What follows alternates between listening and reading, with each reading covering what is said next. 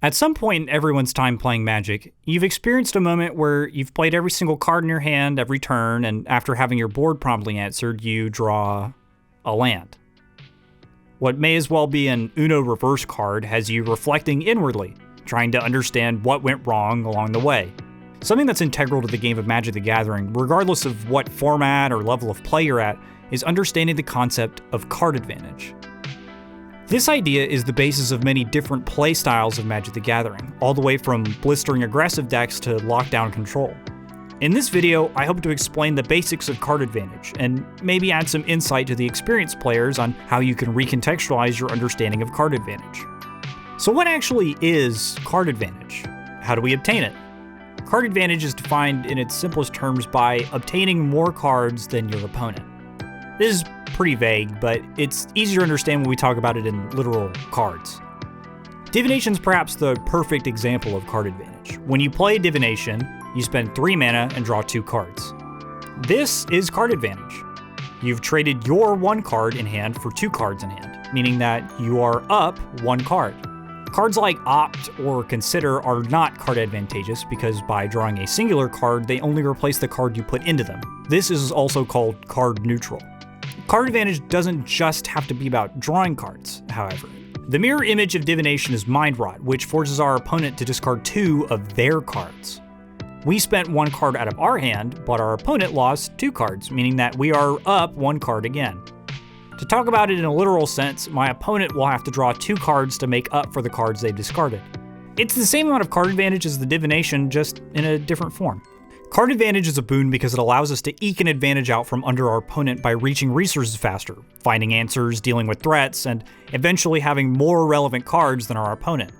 If I have a creature in play and no cards in hand, and my opponent has no creature and no cards in hand, I'm technically winning that game. Here's another example. Let's say my opponent plays 3 creatures, and then I cast a Wrath of God, destroying all 3 of them. My Wrath of God, which cost 1 card, destroyed 3 of my opponent's cards, meaning I'm up 2 cards. I don't technically have any more cards in my hand, but I am winning the resource battle. You often will hear people refer to these moments as 2-for-1s or 3-for-1s, which is just a shorthand way of saying that you traded 1 card for 2 or 3 of their cards. It can also go the other way, however. Let's say my opponent casts a Krenko's Command, and I'm at 2 life. I don't want to die from the 2 damage, so I play 2 lightning bolts, 1 on each of their 2 creatures. While I'm technically removing 2 creatures, my 2 cards traded for their 1 card, meaning I'm at card disadvantage.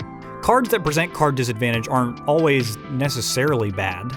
Lava Spike at its core is always card disadvantage. You're spending 1 card to deal with no cards. But if you point enough 3 damage spells at your opponent, it won't really matter who's up on cards. Another example of a card that is, at a technical level, disadvantageous is Faithless Looting. You're spending 1 card to draw 2 and then discard 2. By the time the spell resolves, you have less cards in your hand than when you began. Why would anyone play this card? Well, like all things in Magic, advantage is contextual.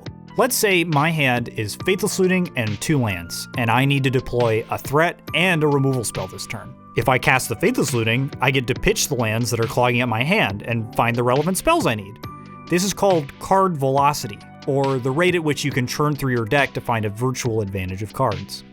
You might have spent way more resources than your opponent, but you've effectively found your threats and answers in a way that puts you ahead. Faithless Looting also applies a different form of card advantage by having cards that can be used outside of your hand. If I discard cards that are better in my graveyard than in my hand, I've sort of put myself in an advantageous card position.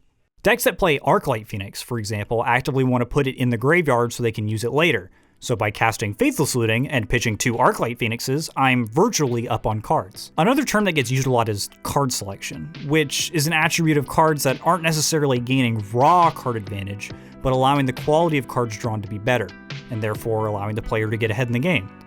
A type of card that does this often is cantrips, or cards that replace themselves and supply some additional effect on top. Legacy players will play a few playsets of these high-impact cantrips like Ponder, Preordain, and Brainstorm because they allow the caster the ability to see enough cards to find exactly what they need at the right time. These cards are all card neutral, but they all see cards in your library that can either be put away for later use or taken immediately to strike at the right time.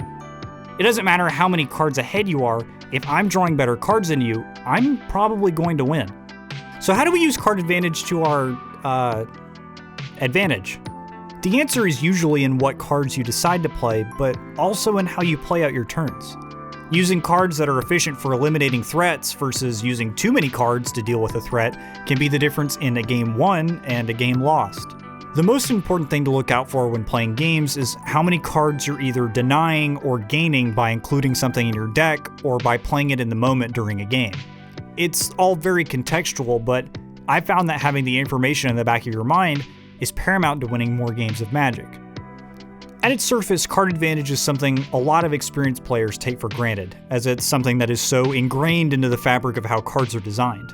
Newer creatures have had built-in card advantage, making them stronger against target removal, and powerful instants and sorceries have the potential to supply massive amounts of cards that help you lock up the game. As you experience the game more and more, you get to understand how much it really matters to spend your cards in an effective way. If you like this video, make sure to hit the subscribe button and the like button. It really helps me a lot. If you have another topic you'd like me to cover or want to discuss anything I've said in the video, leave a comment. I'm always down to chat. Thanks for watching.